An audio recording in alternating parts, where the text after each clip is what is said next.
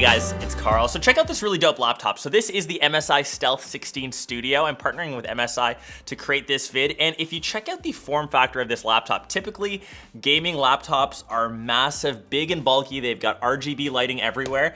MSI did such a good job, I think, with this design, with the overall form factor. And this is just under 2 kilograms, which makes it great for traveling. It actually has a lighter profile than my 16-inch MacBook Pro that I typically bring around. And it's overall just nice, super sleek, super thin. When you typically think of gaming laptops, they're big, they're clunky, they've got flashing lights everywhere. There's no RGB except for this nice little Stealth logo on the back, which is actually a bit of a sleeper. So when this powers on, this actually lights up. And I think that's pretty stealth, pretty sleek looking, and the MSI logo up top. It's also in this color called Star Blue, a bit different than most gaming laptops. Once again, that just tend to lean towards the graphites, the blacks. And for a darker laptop, it surprisingly doesn't collect as many fingerprints. It's in a magnesium alloy finish. It's got a nice sturdy hinge to it. And overall, it's just a dope looking laptop. You can kind of see the specs on it. So this is rocking an Intel Core i7, an RTX 4060, 32 gigs of RAM, which you can upgrade to 64, and a terabyte SSD.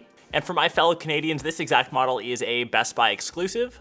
And the one thing that I think this laptop could work on for the next gen is the display, but I guess for performance sake, it handles what this computer offers. So it is a 1080p panel. That isn't the problem. It just doesn't get as bright. The colors just seem a bit on the duller side, so maybe not the best for reference photos if you're editing a lot of content or if you are a content creator. But since this is really suited for gaming, and since this is only a 1080p panel, the 4060 just totally makes sense. You can play most AAA titles in that 1080p setting. It does have a nice refresh rate. It's 144 hertz, so typically if you are maxing out that gameplay footage at 1080, like I said, most games that I'm playing, usually Call of Duty, I am trying the new F1 2022, it's pretty much seamless, it's flawless, you're getting a perfect gaming experience from this. Obviously, if this had a better 4K or OLED display, you'd probably need at least a 4070, but like I said, for the internals, for the specs, I think it makes a lot of sense what this laptop is doing, and keep in mind, it's in a nice, slim profile compared to most other beefier gaming laptops. So this is definitely something to think about.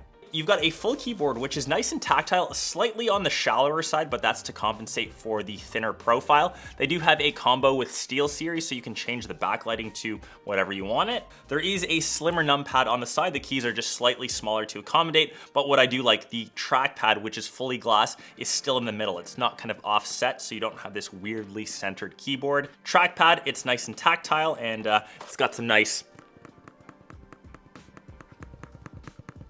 clickability to it. You also have a fingerprint scanner. You've got 6 speakers on the 16-inch model. That's compared to the 4 speakers on the 14-inch. And you do have a front-facing camera, so that's 1080p on the front, and you also have a little kill switch in case you want to keep that off. Ports-wise, even for this thin profile, pretty decent. So you've got Ethernet, you've got HDMI, a micro SD card slot, would love to see that full size, USB-C, and on the other side, you do have that Thunderbolt 4, audio headphone jack, USB-A, and the charging outlet, which is maybe one thing, once again, which adds to that overall travel weight. So it is a hefty size. The battery is 99 watts. I'm getting around 4 to 5 hours per charge, but typically when I am gaming, I'm just sitting at my desk anyways, and I do have it plugged in. But like I said, this does add some extra bulk to the travel size. So 240 watt charger. And I am someone that's pretty happy to compromise leaving the giant brick at home, and when I travel, just keeping the form factor as light as I can.